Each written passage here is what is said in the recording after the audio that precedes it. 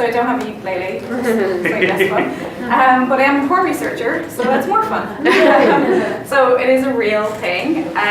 So part of what I get to do is talk to the media about why we need better conversations about porn and sex education. So I get to explain to Pat Kenny the nuances of gangbang porn. I wasn't a fan, I would say, not probably in his personal collection. So people generally have two different responses when I tell them that I study porn. Usually it's like, you can do a PhD in porn? Oh my god, and like bring out their magazines and stuff. The other one is to kind of go, oh, okay, so I have this friend has this problem. I'm like, okay, you know, it's like the IT version of like, you know, oh, you're an IT guy, you can fix my computer, but I get asked for gonorrhea instead. If you have any special friends later, just come talk to me, but just don't show me. That's fine. No. So how did I get into this line of smut business? Is anyone here old enough to know what Eurotrash is? Yeah. Okay, I'm not the oldest person in the world. So it's basically that show's fault. So I would like watch this when I was like 14, 15, you know, sneaking on the TV upstairs when my parents were downstairs.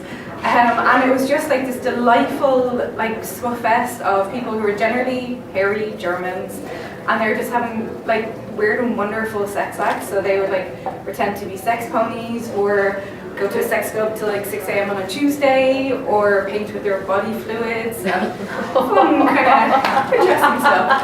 And they made sex just be like really just ridiculous and fun and silly, because it is, you know, it's just a silly thing that we do. And then I looked at Ireland, and it's like doom and gloom and STIs and locking women up in laundries, and you know, everyone's gonna like get a green penis and it's gonna fall off if you have sex outside marriage. So it's like, okay, there's a difference between these two approaches. That's kind of weird. So I'm interested in like why we are so interested in why people are what they do in the bedroom, and why we're so obsessed about who is doing the right kind of sex and who gets to decide who's having the right kind of sex. So who's speaking in this debate and who's not heard in this debate, and all those kind of power dynamics and stuff, I suppose. So my research leads me to some pretty cool places. I did my research at the Porn Awards in Vegas, so that's pretty cool. Like, it's better than like a trip to the Shannon, go to a riverbed or something like that. So you know, you get to go to places like the after party of the Porn Awards and talk about gagging and choking with like the newly crowned best male newcomer. No pun intended. That one. But day to day, it's kind of slightly less boring. So when it comes to like everyday porn research, what we need to look at is, what I spend a lot of my time looking at is just really poor research. So people are really interested in porn, but our research is just pretty bad on it and stuff. So we have bad research reported on badly by the likes of sensationalist newspapers and headlines and everything else. So we have really short, like a very complex topic squished into like a tiny, weird little sensationalist kind of thing. There's a lot of bias in porn research, but that's kind of an interesting point, because when it comes to sex, we're all biased. So we're all either thinking about it, we're having it, we want to have it, we're thinking about it right now. When it comes to that. So we're all kind of slightly obsessed with sex, just in like really kind of different ways. So say I was to ask everyone here what kind of porn they're into. I'm not going to do that, so don't worry. And so this is how porn research generally plays out. So say you three here, okay?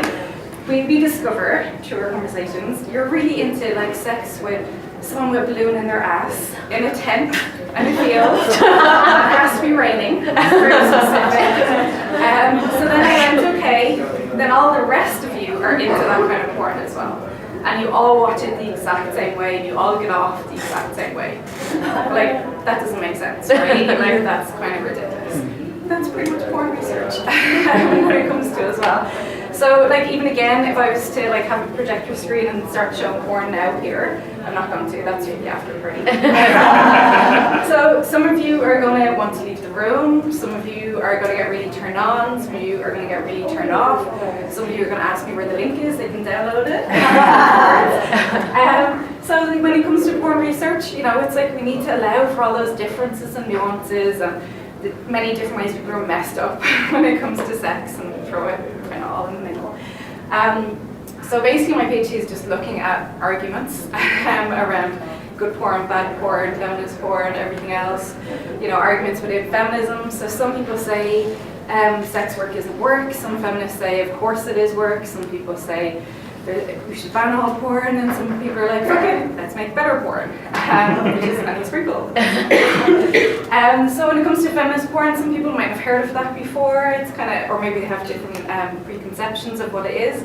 It's basically, it's not really a new thing, we just kind of think it's new. So it's kind of from the 80s, which is very old school. Some people think it's like rose petals and, you know, candles and bats and Barry Manilow and on the radio. Those candles and bats and these kind of formats and stuff.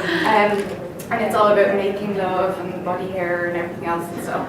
But it's not necessarily that. It can be rough and it can be messy. It can be fucking, it can be choking, thrown in for good measure, or it can be making love. It's all kind of different things. Probably no Westlife. To everybody's relief.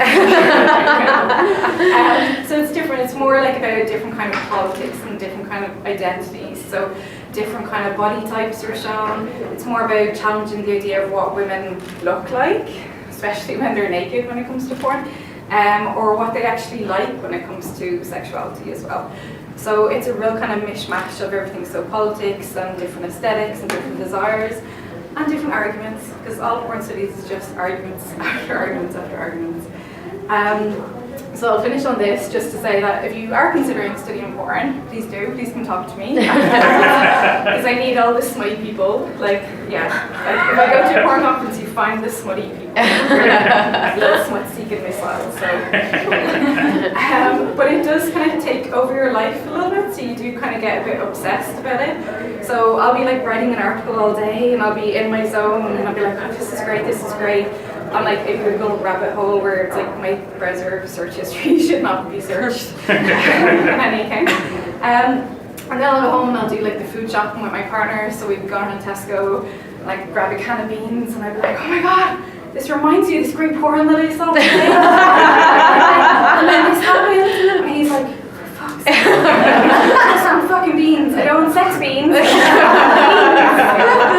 And then I get to walk away from the weirdo. So I'm not the weirdo.